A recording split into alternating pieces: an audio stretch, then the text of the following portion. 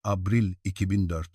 Sa ilalim ng banayad na sikat ng araw ng Tagsibol, sa islang probinsya ng Palawan na napapalibutan ng asul na karagatan, may isang maliit na 2 palapag na pension house na tahimik na nakatayo sa tabi ng dagat.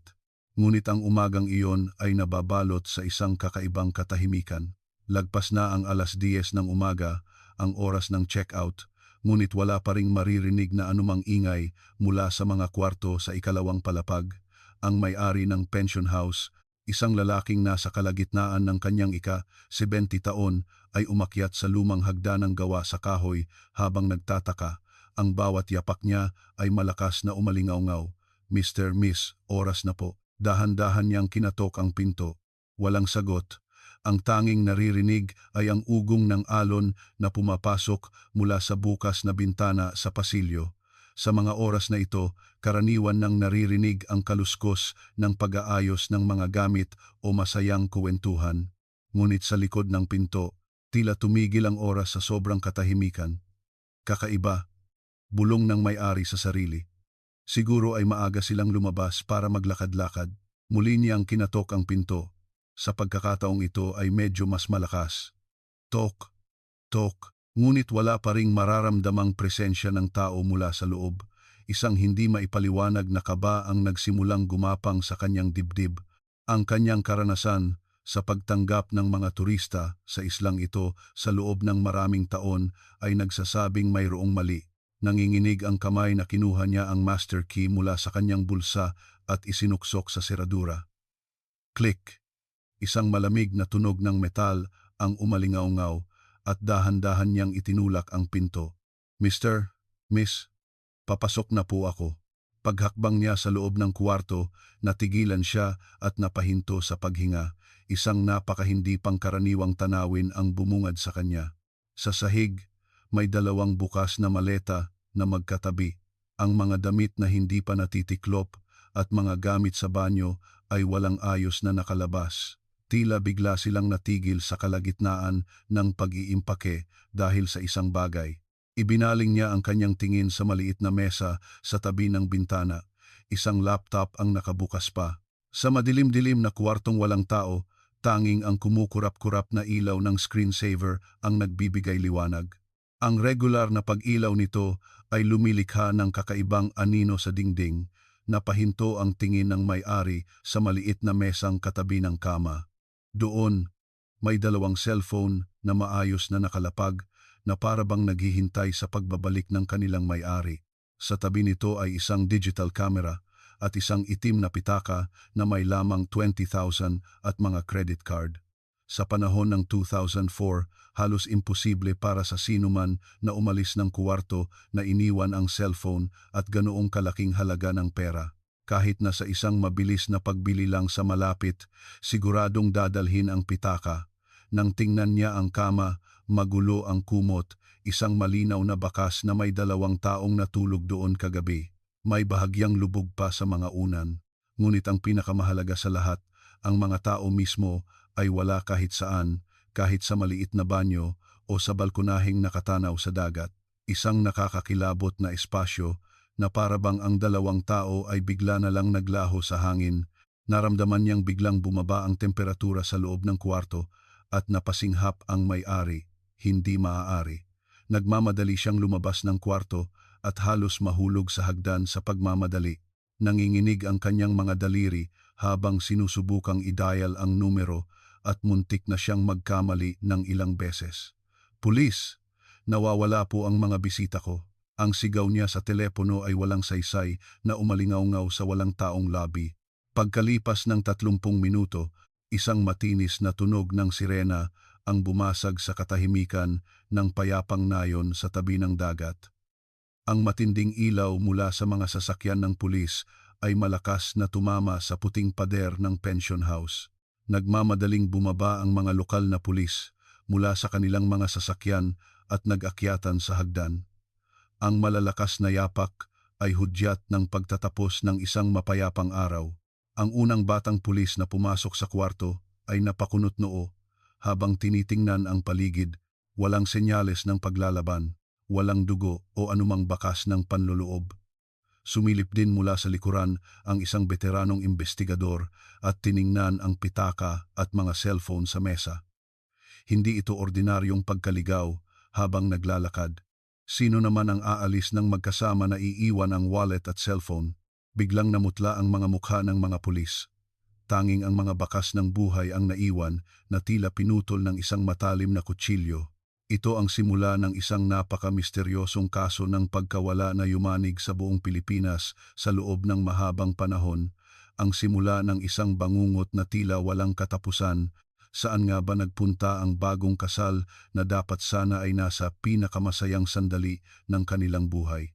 Sa labas ng bukas na bintana, ang asul na dagat ng Palawan ay patuloy na humahampas sa dalampasigan ng may nakakakilabot na katahimikan. Ibalik natin ng kaunti ang orasan.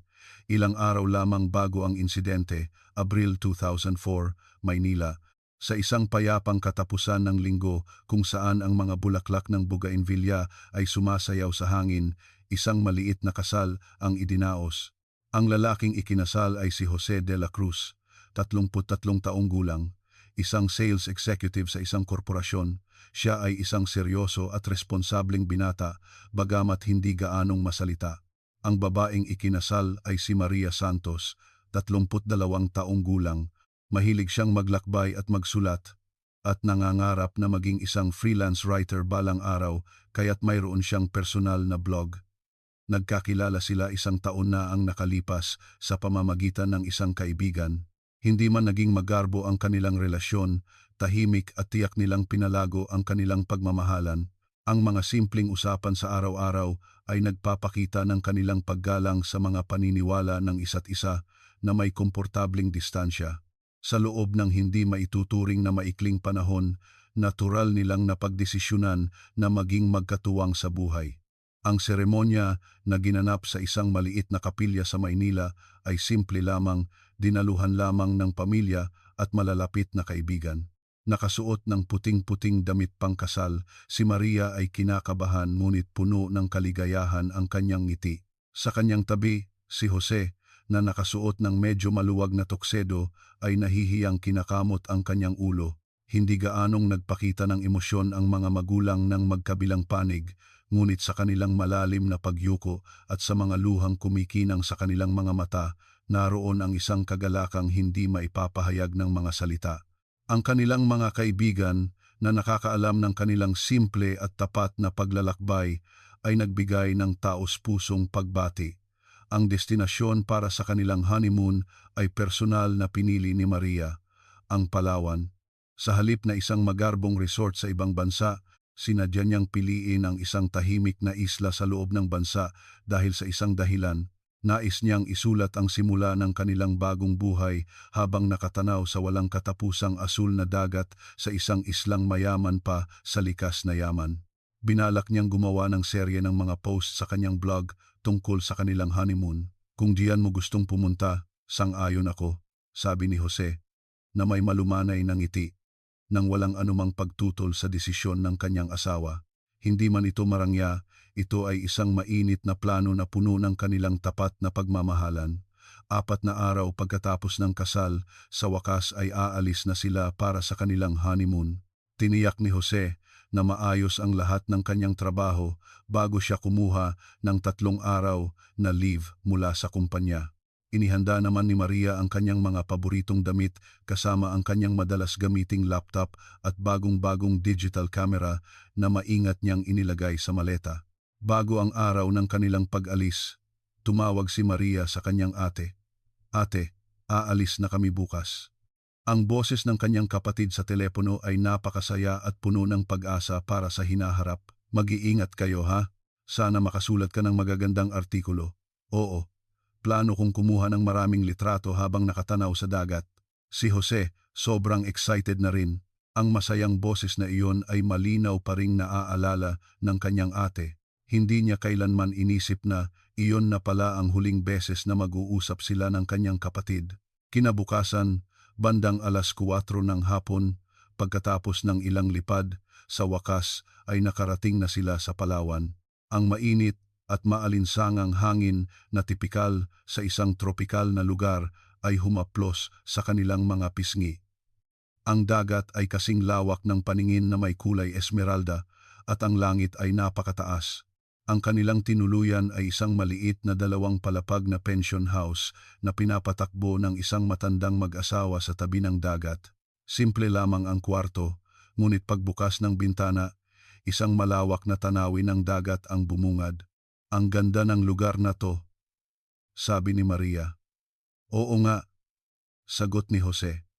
Habang inaayos ang kanilang mga gamit, nagkatinginan sila at nagtawanan. Ang sikat ng araw na pumapasok mula sa bintana ay nagbibigay ng ginintuang kulay sa kanilang bagong simula. Hanggang sa sandaling ito, ang kanilang oras ay walang dudang tumatahak sa landas na puno ng pag-asa. Nang gabing iyon, nang bahagyang humupa ang init, naglakad-lakad silang dalawa sa dalampasigan. Ang kanlurang kalangitan ay nagkulay nag-aapoy na pula.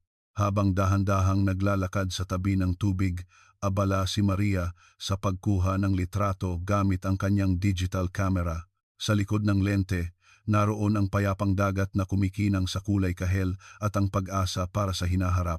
Kinuha rin ni Jose ang kanyang cellphone mula sa bulsa at kinuhanan ng litrato ang kanyang asawa na naglalaro sa alon. Sa larawan, ang dalawa ay mas relax at masayang-masaya kumpara sa kanilang buhay sa Maynila. Bandang 8:00 ng gabi, si Jose ay mag-isang pumasok sa isang maliit na convenience store na mga 5 minutong lakad mula sa pension house. Ang pangyayaring ito ay malinaw na nakunan ng security camera na kalaunan ay sinuri ng mga pulis. Sa malabong itim at puting video, nakasuot si Jose ng t-shirt at shorts. Naglakad-lakad siya ng kaunti sa loob ng tindahan, kumuha ng inumin at merienda at nagtungo sa cashier. Tila may sinabi siya sa kahera dahil sa video ay nakangiti siyang nagpasalamat bago umalis. Ngunit sa maikling distansya mula sa maliwanag na convenience store pabalik sa madilim na daan patungo sa pension house, may nangyari kayang kakaiba.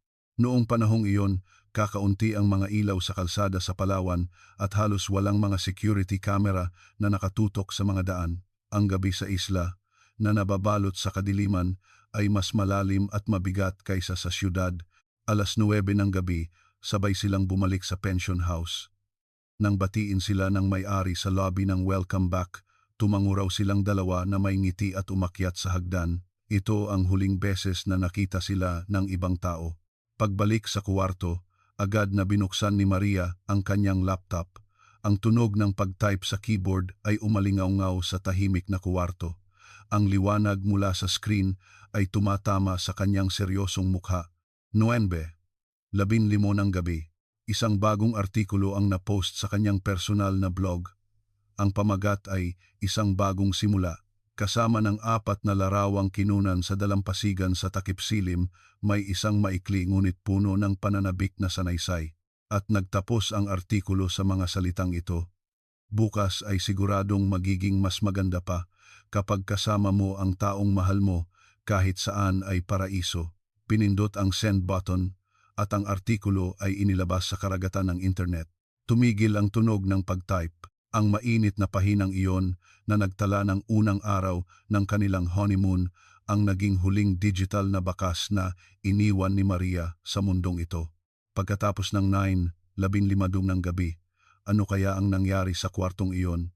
May dumating bang bisita o sila mismo ang umalis?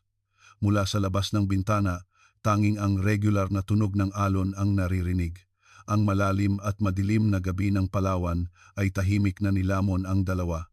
Sa gitna ng kadiliman, tanging ang mga kamay ng orasan ang malamig na patuloy na nagbibilang ng oras. Ilang oras matapos ang ulat, ang payapang isla ay nabalot sa isang tensyonadong kapaligiran. Hindi lamang ang lokal na pulisya, kundi pati na rin ang Coast Guard at ang Bureau of Fire Protection ay nagsanib puwersa para sa isang malawakang paghahanap. Sa ilalim ng nakakapasong sikat ng araw, pawisang naghahanap ang mga search team sa mabuhanging dalampasigan, sa mga pader na humaharang sa alon, sa madilim na kagubatan at sa mga daang walang tao. Hanapin nyo, huwag palampasin kahit ang pinakamaliit na bagay. Sa gitna ng mga sigawan, ginamit ang mga K9 unit na pinaamoy ang mga damit na naiwan sa kwarto. Ngunit ang mga aso ay biglang humihinto sa baybayin at pagkatapos ay paikot-ikot na lang na tila nalilito. Sa ilalim ng dagat, sinisid ng mga diver ang malalim at madilim na karagatan, ngunit kahit isang piraso ng sapatos ay hindi nila natagpuan. Sa kabila ng masusing pagsisiyasat sa lahat ng posibleng lugar, walang anumang resulta, para bang ang kanilang mga katawan ay bigla na lang sumingaw sa hangin. Sa ikalawang araw ng paghahanap, isa-isang pinuntahan ng mga investigador ang mga tindahan at kainan sa paligid ng pension house. Nakita niyo ba ang dalawang ito? Ipinakita nila ang litrato ng mag-asawang nakangiti, ngunit puro iling lang ang kanilang natanggap. Ang paghahanap sa pamamagitan ng paglalakad ay nauwi rin sa wala. Bahagyang umusad lamang ang sitwasyon sa ika-4 na araw. Isang turista ang nagbigay ng mahalagang impormasyon sa pulisya. Palagay ko, bandang 10:00 iyon ng gabi. May narinig akong parang nag-aaway malapit sa may dike. Bahagyang nanginginig ang boses ng saksi. Ang boses daw ay mula sa isang babaeng umiiyak. Dahil madilim, hindi niya nakita ang mga mukha.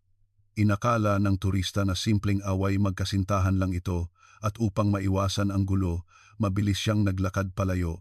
Ito ay nangyari ika-minuto pagkatapos ma-update ang blog noong 9:15 ng gabi.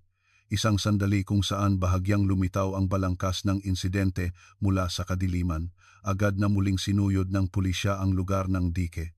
Ginamit nila ang malalakas na flashlight para silipin ang mga siwang ng malalaking bloke ng semento, gumapang para maghanap ng anumang bakas, ngunit walang anuman, walang dugo, walang punit na damit, kahit bakas ng paa mula sa pagpupumiglas. Ang naroon lamang ay ang walang buhay na semento at ang walang tigil na hampas ng alon. Pagpapakamatay ba, pagpatay, aksidente o sinadyang pagkawala? Inisip ng pulisya ang lahat ng posibleng senaryo, ngunit walang kahit isang ebidensya na susuporta sa alinman sa mga ito. Ang kaso ay napunta sa isang malalim na hamog. Ang landas na tinatawag na investigasyon ay tuluyang nawala dito. Isang linggo matapos ang pagkawala, ang insidente sa tahimik na baybayin ng Palawan ay naging pambansang balita. Araw-araw sa mga palabas sa telebisyon, ang mga headline na bagong kasal, misteryosong naglaho ay patuloy na lumalabas. May nakakita raw ng mag-asawang kamukha nila sa Maynila, may nakasakay daw sa bus. Ang mga hindi tiyak na ulat ng pagkakakita mula sa buong bansa ay laging napapatunayang ibang tao. Habang tumatagal ang sitwasyon, ang interes ng publiko ay unti-unting napunta sa isang mas madilim at baluktot na direksyon. Sa mga anonymous na online forum, ang mga taong walang mukha ay nagsimulang maghagis ng mga bato ng walang pananagutang haka-haka mula sa kaligtasan ng kadiliman. Imposibleng maaksidente silang dalawa sa ganoong isla. Planado, yan, nagtanan sila, baka para sa insurance money o para takasan ang malaking utang. Kasabwat din ang mga magulang niyan, umaarte lang na umiiyak, bawat segundo, nag-a-update ang screen. Ang mga walang basehang masasamang salita ay sunod-sunod na pumupuno sa screen. Ito ay isang walang awang pag-atake na dumurog sa puso ng mga naiwang pamilya. Dagdag pa rito, ang mga pira-pirasong impormasyon na lumabas mula sa investigasyon ng pulisya ay nagpaalab sa mga hinala, pahayag ng katrabaho. Si Jose, madalas parang wala sa sarili at tulala nitong mga nakaraang araw. Pahayag ng mga kaibigan.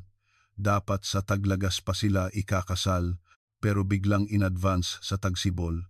Ang honeymoon dapat sa Boracay, pero ipinilit ni Maria na sa Palawan dahil gusto niyang makakita ng dagat, at isang maruming artikulo sa isang lingguhang magasin ang lumabas sa mga newsstand. Ang lihim na mukha ng nawawalang lalaki, nalugi ng 1 milyong piso sa stocks. Sinasabing nalusaw ni Jose ang kanilang pera para sa kasal sa stock market at hindi ito alam ni Maria. Para lalong palalain ang sitwasyon, lumabas sa TV ang dating kasintahan ni Maria noong kolehiyo na may takip ang mukha. 2 buwan bago ang kasal, bigla siyang tumawag sa akin. Tinanggihan ko ang imbitasyon niyang magkita, pero ang boses niya sa telepono ay nanginginig sa takot. Ang mga ulat na ito ay agad na nanguna sa mga online news. Ang tingin ng publiko ay mula sa pag-aalala ay naging malamig na pangungutya. Ngunit lahat ng ito ay mga katotohanang binaluktot ng masamang hangarin para lamang makakuha ng mataas na ratings at clicks. Nang masusing imbestigahan ng pulisya ang stock account ni Jose, lumabas na ang tunay na pagkalugi ay nasa ala 300,000 lamang. Hindi ito sapat na halaga para sirain ang isang pagsasama at malaki ang pagmamalabis sa ulat ng magasin. Sinuri rin ang record ng tawag sa dating kasintahan at nalaman na tumagal lamang ito ng wala pang 3 minuto at si Maria pa mismo ang biglang bumaba ng telepono. Ngunit ang nagwawalang galit ng masa ay hindi na tumitingin sa mga simpleng katotohanan. Ang galit ng publiko ay itinutok sa pinakamahina at hindi makalaban. Ang naging target ay ang matandang mag-asawa na may-ari ng pension house sa Palawan kung saan huling tumuloy ang dalawa. Baka may tinatago ang matandang may-ari ng pension house na yan. Posibleng pinatay ng matanda ang dalawa dahil sa pera. Gabi-gabi, malakas na tumutunog ang landline ng pension house. Kapag sinagot, isang mababa at malamig na boses ang maririnig na nagsasabing, "Mamamatay tao, sabihin mo ang totoo," at agad na ibababa ang telepono. Isang bagyo ng mga tahimik na tawag at panliligalig. Sa huli, dahil sa sobrang stress, napilitan ang may-ari na isara ang minamahal niyang negosyo. Sa gitna ng malupit na sitwasyong ito, ang mga pamilya ng magkabilang panig ay labis na nasaktan at hindi makatulog sa gabi. Ang ama ni Jose, upang matigil na ang paninira sa kanilang pamilya, ay nagpasya na magdaos ng isang press conference. Walang awang kumislap ang ilaw ng napakaraming kamera. Ang ama, na tila tumanda ng 10 taon sa loob lang ng 1 linggo, ay tumayo sa harap ng mikropono at yumuko ng malalim sa anggulong 90 degrees. Mahabang katahimikan ang sumunod. Sa wakas, nagsalita siya sa nanginginig na boses. "Humihingi po kami ng paumanhin sa lahat ng abalang na idulot nito." Siya, na dapat ay biktima, ang unang humingi ng tawad sa lipunan. Iyon ang bigat ng lipunang Pilipino. Pero, ang anak ko po ay isang seryoso at responsableng tao. Hindi po siya isang taong tatakasan ang kanyang mga problema. Pakiusap po, itigil na ninyo ang pagpapakalat ng mga walang basehang tsismis. Ngunit sa mga pahayagan, mas malaki pa rin ang headline ng mga kahina-hinalang akusasyon kaysa sa kanyang mga luha. Ang kapatid ni Maria na si Ana, habang pinipigilan ang galit at lungkot, ay nagpost ng isang mahabang artikulo sa blog ng kanyang kapatid. Isinalaysay niya kung gaano kasabik ang kanyang kapatid sa kasal. Ang araw na magkasama silang pumunta sa Greenbelt sa Maynila para bumili ng maleta para sa honeymoon. Ang kapatid niyang kumuha ng isang kulay kape na leather na maleta na tila medyo luma na sa isang sulok ng tindahan. Magugustuhan, kaya to ni Jose. Ang inosenteng sandali na iyon na sinabi niya habang nahihiya ay malinaw pa rin sa kanyang isipan. Isinulat niya, "Pakiusap, huwag ninyong dungisan ang masasayang alaala ng aking kapatid." Ang taimtim na pakiusap na iyon ay tahimik na lumutang sa malamig na karagatan ng digital na mundo. Paglipas ng ilang linggo, ang atensyon ng publiko ay lumipat sa mga bagong iskandalo at unti-unting humupa. Walang bagong saksi na lumitaw at walang tiyak na ebidensya, kaya't unti-unting pinaliit ang laki ng investigation team ng pulisya. Ang katotohanan ng kaso ay tahimik na lumulubog sa isang malalim na kadiliman na parang ilalim ng isang makapal na semento. Ilang buwan matapos ang insidente, sa tag-araw ng 2004, sa gitna ng matinding init, biglang bumagsak ang ama ni Jose sa kanilang sala. Isang malakas na kalabog ang narinig, at nang puntahan ng ina, nakita niya ang kanyang asawa na nakahandusay sa sahig, namimilipit sa sakit. Ang diagnosis sa ospital, kung saan siya isinugod ng ambulansya, ay stroke. Mabuti na lang at nakaligtas siya, ngunit nag-iwan ito ng matinding paralisis sa kaliwang bahagi ng kanyang katawan. Tahimik na ipinaliwanag ng doktor na ang sanhi ay ang matinding stress at pagod na naipon sa loob ng mahabang panahon. Mula nang mawala ang kanyang anak, hindi na nakakatulog ng maayos ang ama. Gabi-gabi, paulit-ulit niyang napapanaginipan na si Jose ay sumisigaw ng tulong sa malamig at madilim na karagatan. Palagi siyang nagigising na basang-basa ng pawis.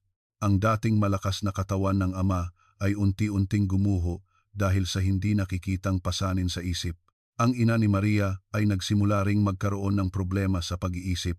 Nagsimula siyang magpatingin sa isang psychiatrist at ang diagnosis ay matinding depresyon at anxiety disorder. Siguradong buhay pa sila sa kung saan. Baka bigla na lang silang bumalik. May mga araw na kumakapit siya sa ganitong pag-asa, ngunit sa mga biglaang sandali, naiisip niya ang pinakamasamang posibleng mangyari. Baka lumubog na sila sa malamig na ilalim ng dagat. Baka pinatay sila at inilibing kung saan.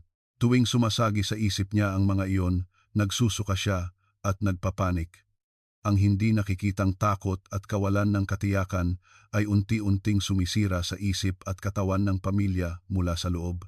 Noong taglamig ng 2004, sa gitna ng nagyayelong lamig, isang mahalagang impormasyon ang dumating sa pulisya. Noong hating gabi ng araw ng insidente, bandang 2:00 ng madaling araw, may isang kahina-hinalang itim na kotse na nakaparada sa pasukan ng 100 sa bundok, mga 500 metro ang layo mula sa baybayin ng Palawan. Ayon sa saksi, patay ang makina at mga ilaw, ngunit may pakiramdam siyang may sakay sa loob. Agad na ipinaalam ng pamilya ang impormasyong ito sa pulisya at nakiusap na muling buksan ang investigasyon. Ngunit malamig ang naging tugon ng pulisya. Hindi naaalala ng saksi ang plaka ng sasakyan at dahil matagal na, hindi na rin siya sigurado. Hindi po sapat ang ebidensyang ito. Hindi po kami maaaring kumilos, sabi ng investigador habang umiiling. Kung hindi kikilos ang pulisya, kailangan kong kumilos. Ang kapatid ni Maria na si Ana, sa gitna ng malakas na hangin ng taglamig, ay mag-isang nagtungo sa Palawan. Itinaas ang kwelyo ng kanyang makapal na Amerikana. Nilakad niya ang bawat bahay sa mga komunidad malapit sa lugar kung saan nakita ang sasakyan.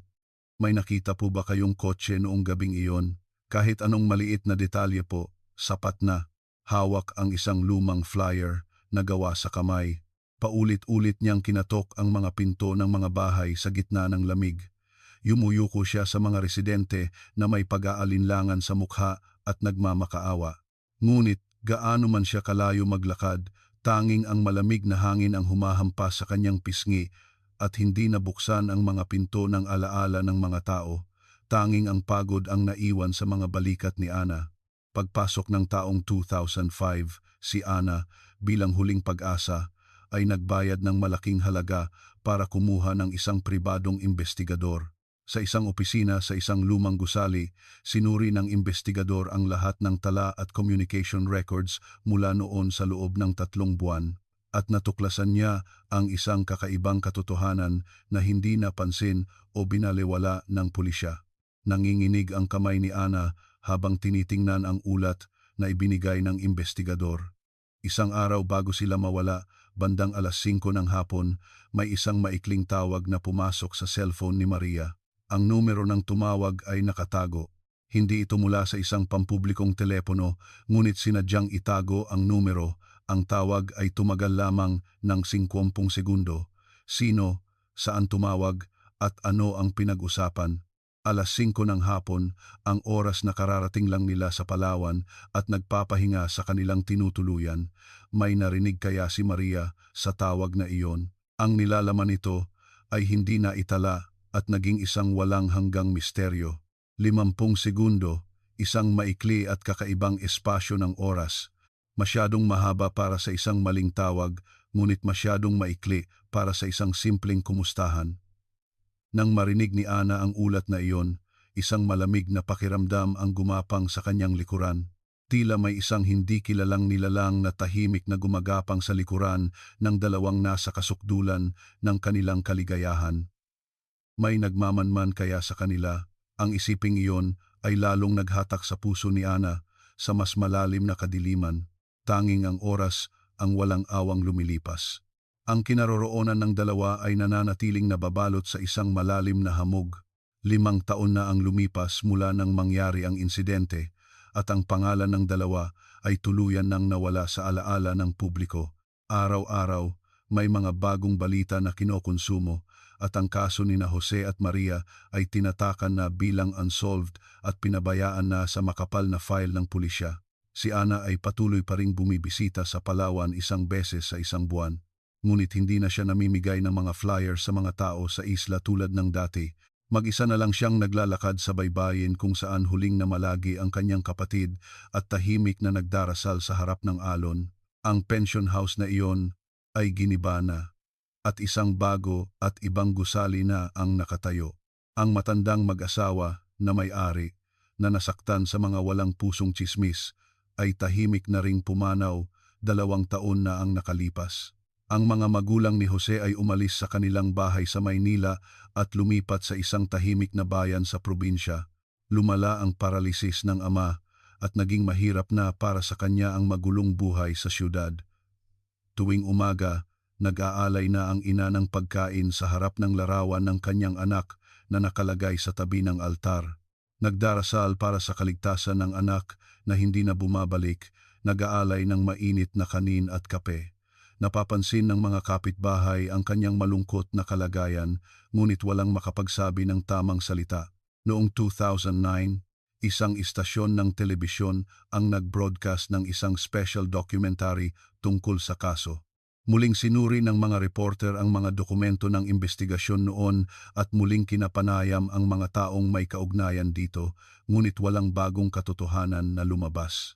Sa kabalintunaan, habang tumatagal, lalong nagiging malabo ang mga testimonya ng mga tao. Sa programa, isang criminal psychologist ang nag-analisa na mataas ang posibilidad ng isang biglaang aksidente, ngunit maging siya ay nagsabi ng may kabigatan sa boses. Ang hindi ko maintindihan ay kung bakit hindi natagpuan ang mga bangkay. Kung nahulog sila sa dagat, siguradong lulutang sila sa loob ng ilang araw. Kung nawala sila sa bundok, siguradong may maiiwang gamit. Ang katotohanang wala ni isa sa mga ito ay lubhang hindi pangkaraniwan.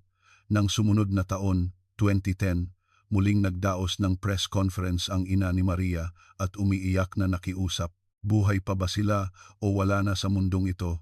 Kahit iyon lang, pakiusap, sabihin ninyo sa amin. Ngunit halos walang naging reaksyon mula sa publiko. Sa pagtatapos ng taong iyon, biglang naalala ng isa sa mga kaibigan ni Maria ang sinabi nito 1 linggo bago siya mawala. Uy, paano kung bigla na lang akong mawala? Noong una, inakala niyang biro lang iyon at tinawanan, ngunit ngayon tila may malalim itong kahulugan. Ngunit isa na naman itong malungkot na piraso ng alaala na hindi na makukumpirma. Noong 2011, sa isang pagtitipon ng mga pamilya ng mga nawawalang tao sa buong bansa, muling nagkita ang ina ni Maria at si Ana. Mahigpit nilang hinawakan ang kamay ng isa't isa at nangakong hindi susuko. Ngunit ang panahon ay napakalupit. Ang mga alaala ng tao ay kumukupas at ang mga natitirang ebidensya ay unti-unting nawawala. Malapit nang mag-10 taon at ang balangkas ng kaso ay tuluyan ng nilalamon ng kadiliman at noong taglagas ng 2012 sa isang ordinaryong Martes ng hapon, si Ana na nagtatrabaho bilang isang nurse ay nagtungo sa pahingahan ng mga empleyado para sa kanyang lunch break gaya ng dati.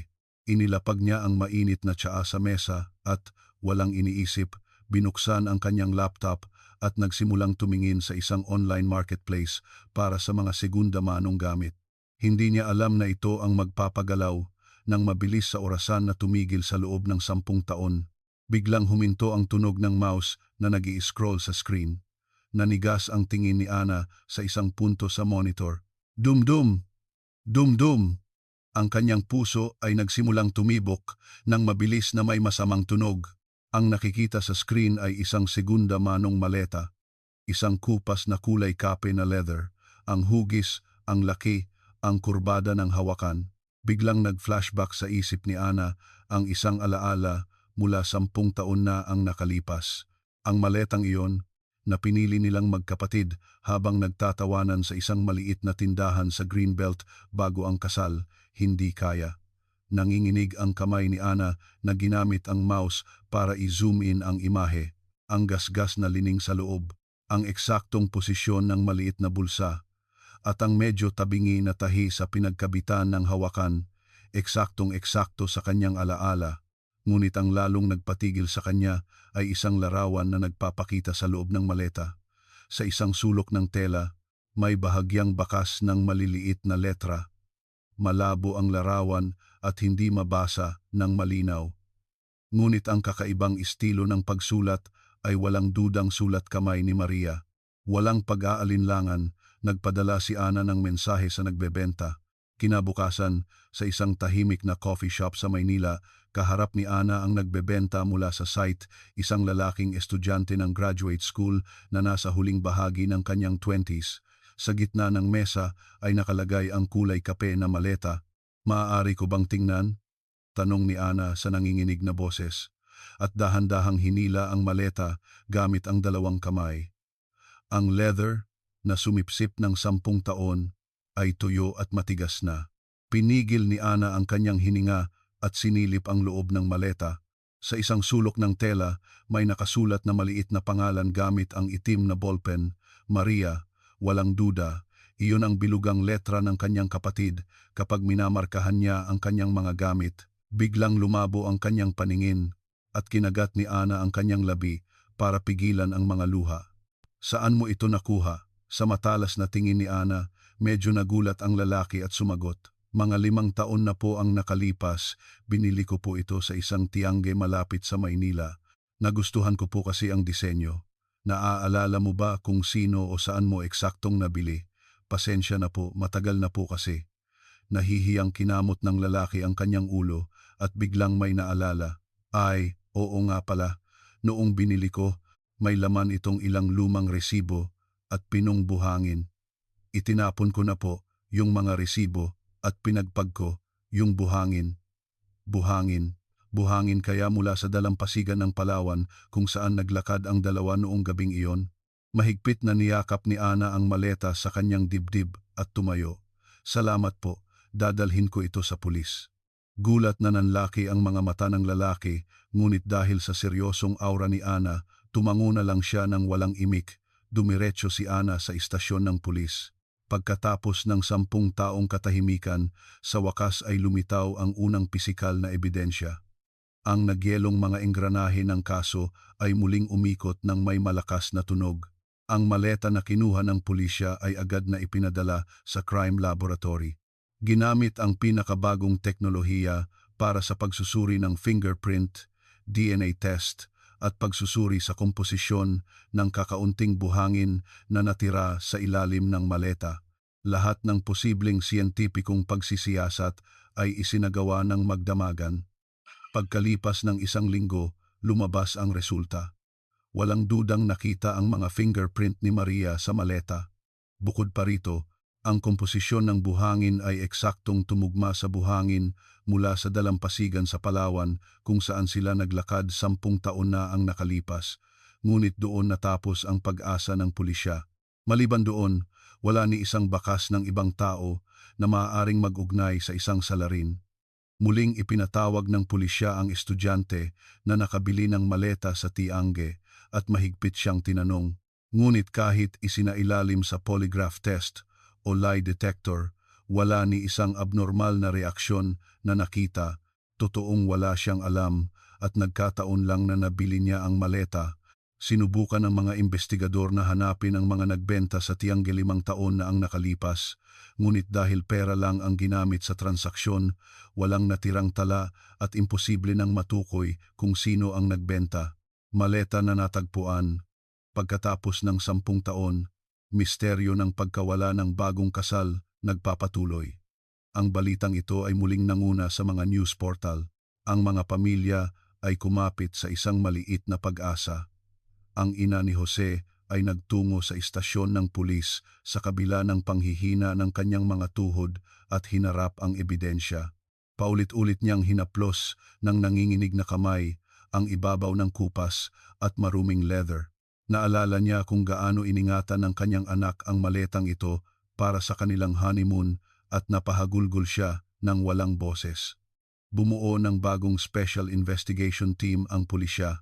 Ngunit ang 10 taon ay napakahabang panahon kahit para sa organisasyon ng pulisya.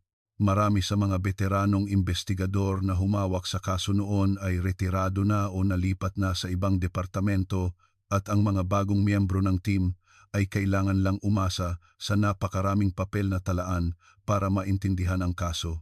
Sa gitna nito, isang kakaibang ulat ang lumabas mula sa forensics. Mula sa hawakan ng maleta, may nakitang isang espesyal na uri ng pulbos na bakal na hindi dapat matatagpuan sa Palawan. Ayon sa pagsusuri ng mga eksperto, ang komposisyon nito ay halos kapareho ng ginagamit sa mga lugar na maraming pabrika ng metal tulad ng sa ilang industrial zone sa Laguna. Si Ana mismo ay muling binasa ang blog ng kanyang kapatid mula simula hanggang dulo, naghahanap ng anumang pahiwatig, at napahinto siya sa isang pangungusap na isinulat isang buwan bago ang pagkawala. Minsan, gusto kong iwan ang lahat at mabuhay bilang ibang tao sa isang bagong lugar. Ang madamdaming pangungusap na ito ay kumalat online at muling umusbong ang mga haka-haka na sinadya nilang mawala. Ngunit mas kilala ni Ana ang kanyang kapatid kaysa kaninuman. Mahilig si Maria gumamit ng mga pampanitikan at romantikong ekspresyon at hindi ito nangangahulugan na gagawin niya ito sa totoong buhay. Noong tagsibol ng 2013, isang impormasyon ang dumating na may nakakita raw ng isang mag-asawang kamukha ni na Jose at Maria malapit sa isang abandonadong istasyon ng tren sa isang bulubunduking lugar sa Laguna noong mga 2003. Ang lalaki raw ay may balbas at ang babae ay maikli ang buhok, isang pagkakakita sa isang lugar na tumutugma sa pulbos na bakal na nakita sa maleta. Naging alerto ang pulisya. Ngunit ang alaala ng nagbigay ng impormasyon ay napakalabo at walang ebidensya na susuporta dito. Sa huli, muling humantong sa isang pader ang investigasyon. Bakit ang maleta lang ang lumitaw sa isang tiangge sa Maynila? Sino ang nagbenta nito? Nasaan sila ngayon? Sa kabila ng paglitaw ng isang mahalagang ebidensya, ang tunay na kalagayan ng kaso ay nananatiling nababalot sa malalim na hamog. Muling binawasan ng pulisya ang bilang ng mga investigador at ang kaso ay pumasok sa isang pangmatagalang yugto ng paghihintay. Isang pagbabalik sa simula, isang kawalan ng pag-asa. Nadismaya ang mga pamilya, ngunit hindi sila sumuko. Ngunit sa taglamig ng taong iyon, sa gitna ng nagyayelong hangin, lahat sila ay may naramdaman sa kaibuturan ng kanilang mga puso. Ang oras na natitira para malaman ang katotohanan sa kasong ito ay tiyak na nauubos, tulad ng buhangin sa isang orasan. Setyembre 20 taon, 20 taon na ang lumipas mula ng araw na iyon. Isang hindi inaasahang internasyonal na tawag ang natanggap ng Pambansang Pulisya ng Pilipinas. Ang tumawag ay isang internasyonal na NGO na nagsasagawa ng mga proyektong pang-edukasyon sa Timog Silangang Asya. Mayroon po kaming inaalaga ang mag-asawang Pilipino sa isang maliit na nayon ng mga mangingisda sa katimugang bahagi ng Pilipinas. Ang boses na iyon sa kabilang linya ay nagpagalaw ng may matinding lakas sa orasan na tumigil sa loob ng 20 taon. Pagkatapos suriin ang kanilang pagkakakilanlan, may malaking posibilidad daw na tumutugma sila sa data ni na Jose de la Cruz at Maria Santos. Ayon sa NGO, ang mag-asawa ay voluntaryong nagtuturo sa mga bata sa nayon. Bukod pa rito, sinasabi raw ng mga taga-nayon na matagal na silang nasagip ng isang lokal na mangingisda matapos silang malunod sa dagat. Nang matanggap ang ulat, agad na kumilos ang PNP at ang kagawaran ng ugnayang panlabas para sa kumpirmasyon. Kinabukasan, agarang ipinatawag ang mga pamilya sa isang tahimik na conference room sa istasyon ng pulis. Sa gitna ng nakabibinging katahimikan, dahan-dahang inilapag ng investigador ang isang colored photo sa mesa. Nanginginig ang mga kamay ni Ana na kinuha ang litrato. Dum-dum, dum-dum, naririnig niya ang tibok ng kanyang puso sa loob ng kanyang tainga.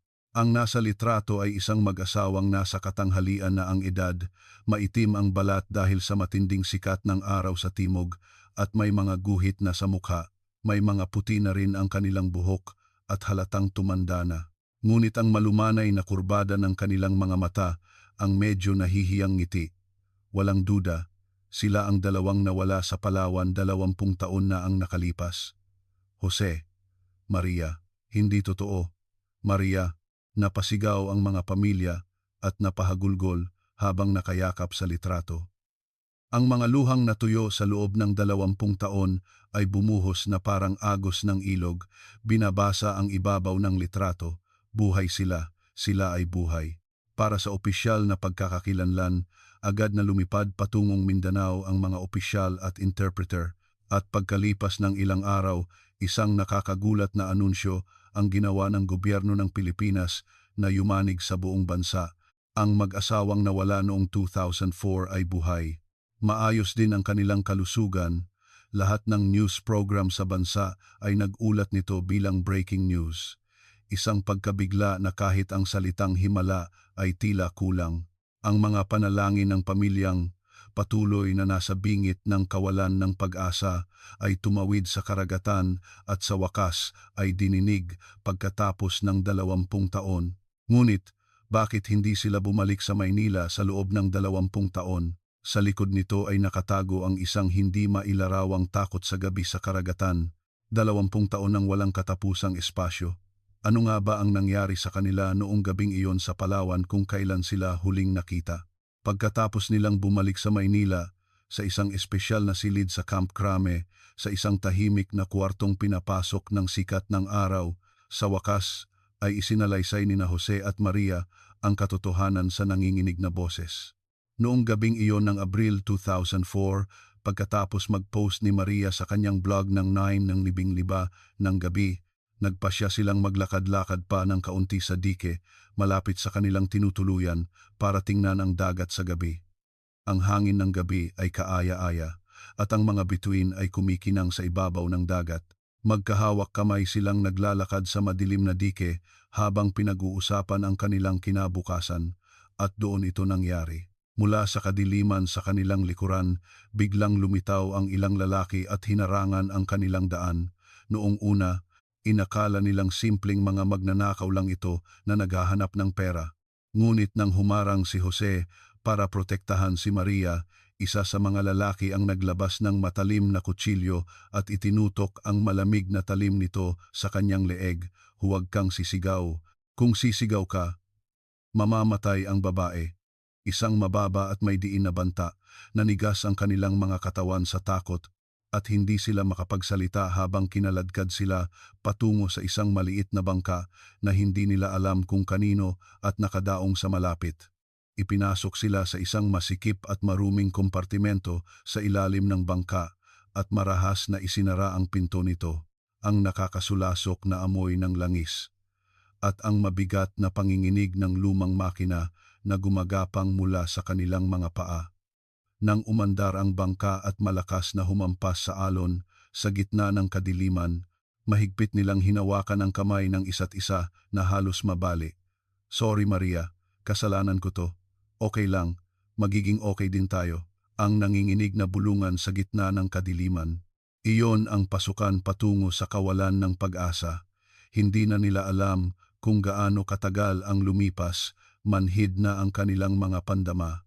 Pagsikat ng araw, biglang huminto ang bangka at binuksan ang pinto. Kinuha ng mga lalaki ang kanilang mga pitaka, pasaporte at cellphone at pagkatapos ay iniwan sila sa isang walang pangalang isla sa karagatan ng Pilipinas na wala kahit sa mapa. Dito kayo maghintay hanggang mamatay.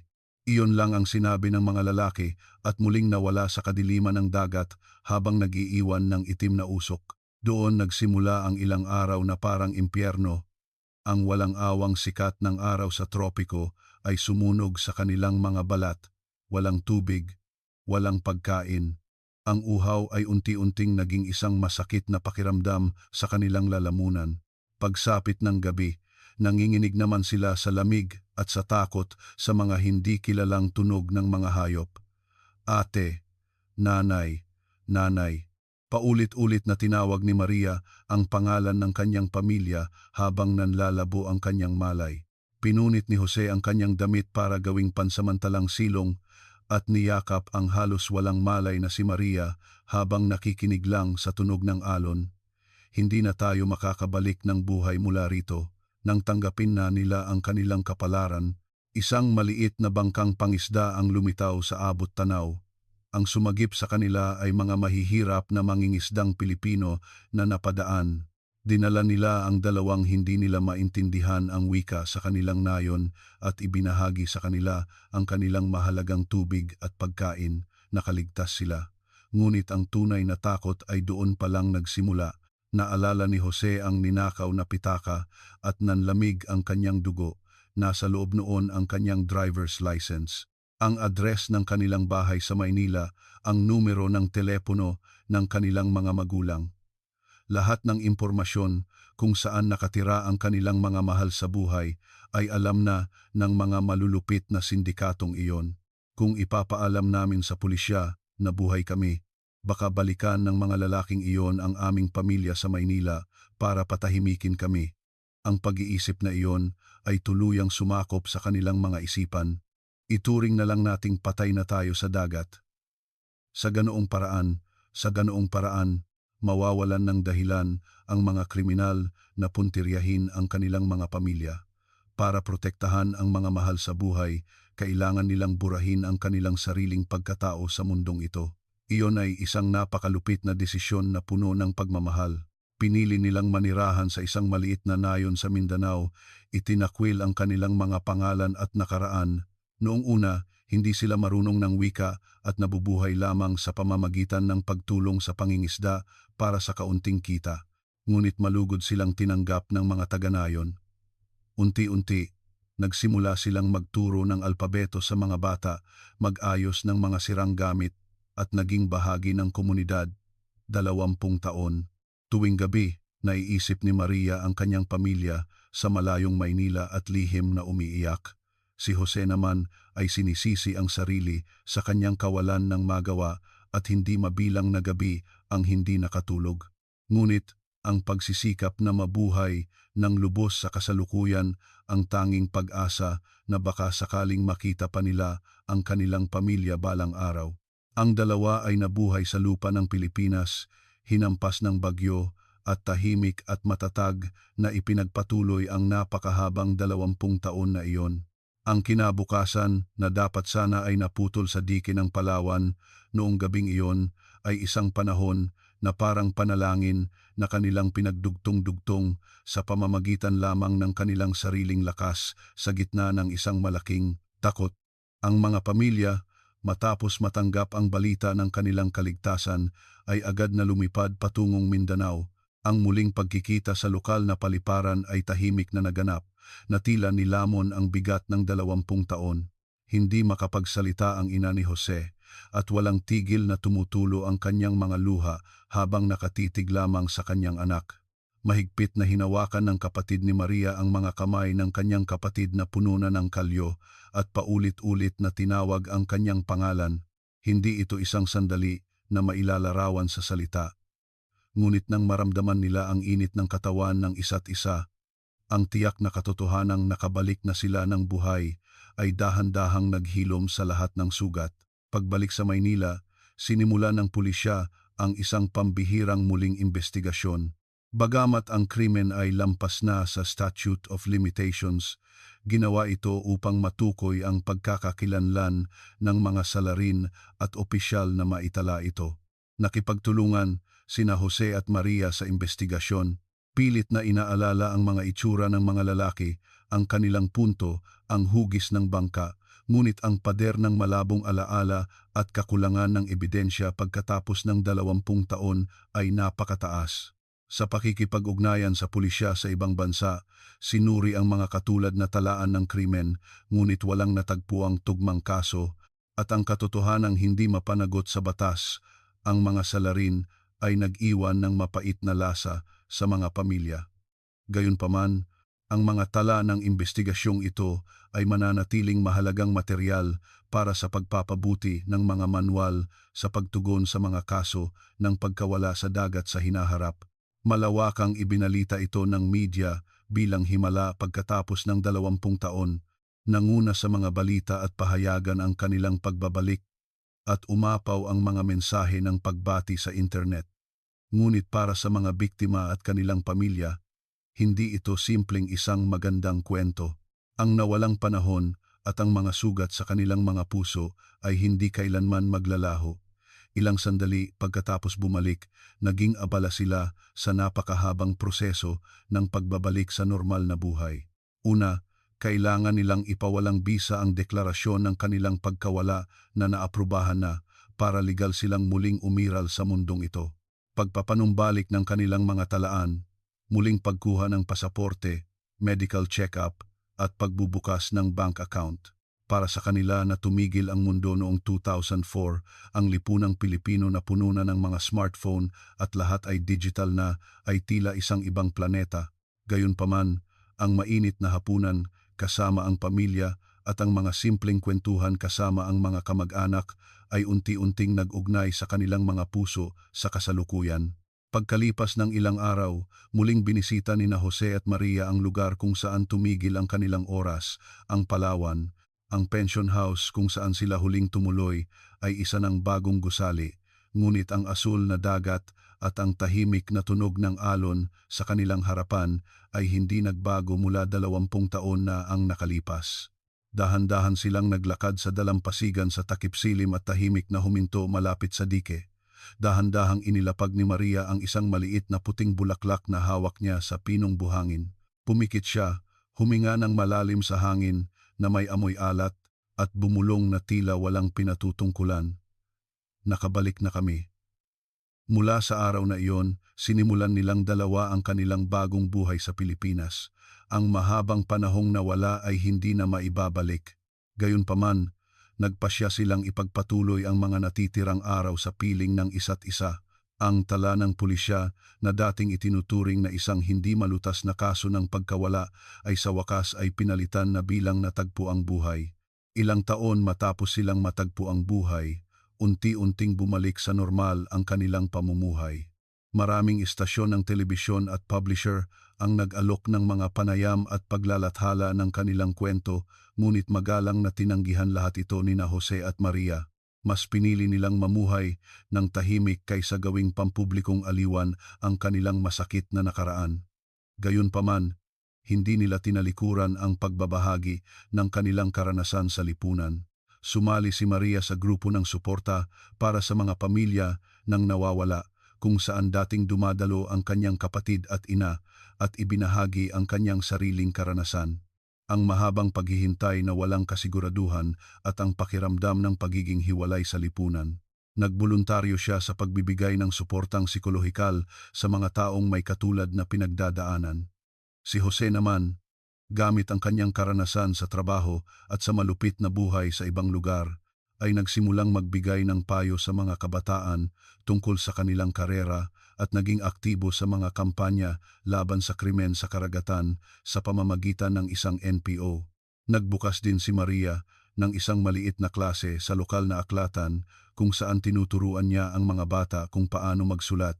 Ang kanilang pagbabalik ay hindi lamang isang himala, kundi isang hindi maiiwasang resulta ng determinasyon ng pamilyang hindi sumuko sa paghihintay at ng suporta ng mga taong nakapaligid sa kanila. At ang katotohanan iyon ang naging pinakamalakas na puwersa na nagtutulak sa kanila na ipagpatuloy ang kanilang mga natitirang buhay. Sa dalampasigan ng Palawan, mayroon pa ring isang lumang kahoy na bangko. Dito, may isang maliit na plakang metal na nakakabit na may nakasulat na lugar ng pagkawala ni na Jose at Maria de la Cruz. Ang lugar na dating simbolo ng trahedya ay ngayon ay naging simbolo na ng pagbabalik at pag-asa. Maraming turista ang dumadaan dito nang hindi napapansin, ngunit paminsan-minsan may isang bagong bulaklak na inilalagay sa bangkong iyon, isang bagay na tanging ang pamilya lamang ang nakakaalam. Ang ina ni Jose ay patuloy pa rin sa kanyang gawain na mag-alay sa altar tuwing umaga, ngunit hindi na siya umiiyak at sumisigaw ng pangalan ng kanyang anak. Ingat ka palagi. Naging isang mainit na pagbati na ito sa kanyang anak na buhay na may kasamang payapang ngiti. Ang kapatid ni Maria, ilang beses sa isang taon, ay bumibisita sa dalampasigang iyon kasama silang dalawa. Ang mga sugat na iniwan ng 20 taon ay hindi madaling maghilom, ngunit sa ngayon, maaari na silang magkatinginan at tumawa ng may tunay na saya. Sa isang madilim na sulok ng bodega ng istasyon ng pulis, nakatago pa rin ang mga dokumento at ebidensya mula sa investigasyon noon. Ang kupas na kulay kape na maleta, mga lumang litrato, ang makapal na ulat mula sa lugar ng krimen. Lahat ito ay puno na ng alikabok, ngunit sa pinakaibabaw na takip ng file ng kaso, malinaw na nakatatak sa pulang letra ang mga salitang ito, natagpuang buhay. Natapos na ang investigasyon, ngunit ang kanilang tala ay mananatiling mahalagang materyal para maiwasan ang mga katulad na insidente sa hinaharap. Sa isang pagtitipon ng pamilya, tahimik na sinabi ni Maria, ang biglaang pagkawala ng isang mahal sa buhay ay nag-iiwan ng isang tanong na habambuhay na hindi masasagot para sa mga naiwan. Ngunit kahit na hindi kailanman magkaroon ng sagot ang tanong na iyon, ang pusong hindi sumusuko ang siyang nagliligtas sa atin mula sa hirap ng buhay. Sumang-ayon si Jose at idinagdag, nakaligtas kami at nakabalik mula sa kadiliman dahil may isang taong hindi kami kinalimutan at patuloy na naghanap sa amin. Dahil sa alaalang iyon, hindi kami naligaw ng landas. Ang mga alon sa Palawan ay patuloy na humahampas sa dalampasigan na may parehong tunog tulad ng 20 taon na ang nakalipas. Walang nagbago sa tanawin, ngunit ang mga puso ng mga taong nakatingin dito ay tiyak na nagbago. Ang pagkawala at pagbawi, ang sakit ng paghihintay at ang saya ng muling pagkikita. Ang bigat ng lahat ng ito ay hindi magaan, ngunit ito ang pinakamatibay na patunay na sila ay buhay.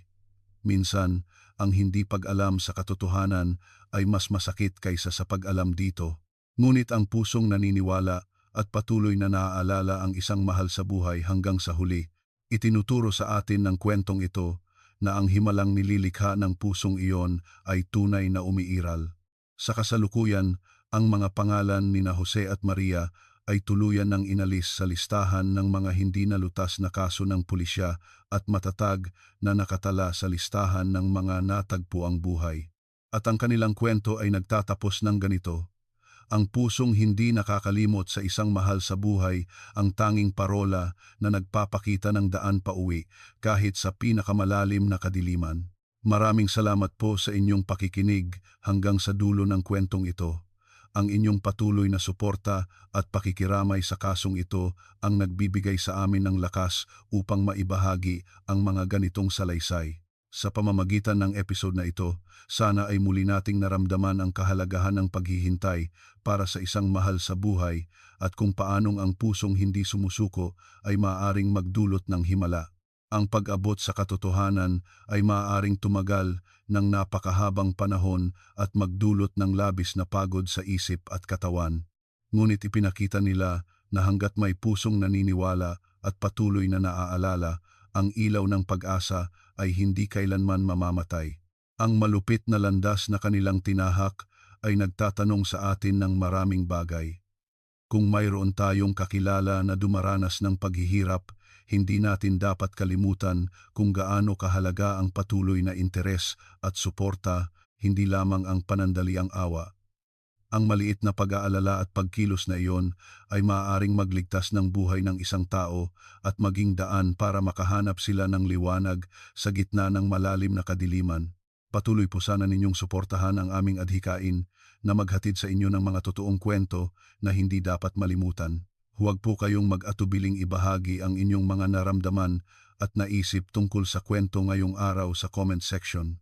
Kung mayroon pong tumatak sa inyong puso, malaking tulong po kung pipindutin ninyo ang high five button at kung hindi pa po kayo nakasubscribe sa aming channel, inaanyayahan po namin kayong mag-subscribe para sabay-sabay nating subaybayan ang aming mga gawain. Ang bawat pag-click at bawat mainit na komento ninyo ang siyang pinakamalaking nagtutulak sa amin para lumikha ng susunod na kwento. Muli, maraming salamat po sa inyong panonood hanggang sa huli. Magkita-kita po tayo sa susunod na video.